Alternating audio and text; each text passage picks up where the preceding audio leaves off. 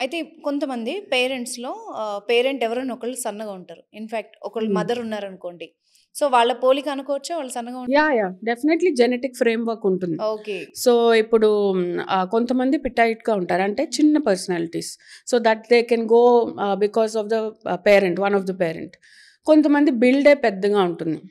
So, వాళ్ళు because definitely genetics will play a role in the entire framework of how the kid looks.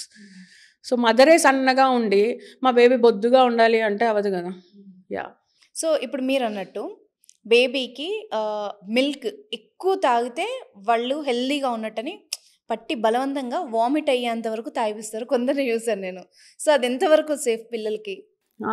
అసలు safe కాదండి. So, చాలామంది వచ్చి spit apps అంటాం. అంటే కక్కడం. సో, ఫస్ట్ క్వెషన్ నేను అడిగేదేంటంటే ఓవర్ ఫీడింగ్ చేస్తున్నారా అని. ఓకే. సో, ఒక 30 ఎంఎల్ తగ్గించి ఇవ్వండి ఒక ఫీడ్. తర్వాత మధ్యలో బర్ప్ చేయండి ఇవన్నీ చూద్దామని. సో, రిఫ్లక్స్ అనేది కామన్‌గా ఉంటుంది బేబీస్‌లో. But overfeeding is not right. Hmm. So, ah, ఎందుకంటే ఎంత అవసరమో అంతే ఇవ్వాలి. చిన్నప్పటి నుంచి ఇంత ఓవర్ ఫీడింగ్ అనేది ఇవ్వకూడదు.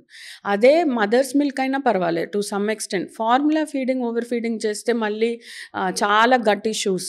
ఆహా! కొంతమంది కాన్‌స్టిపేట్ అయిపోతారు. సో, ఇవన్నీ వస్తాయి. సో, అందుకు it is very very important to not over feed.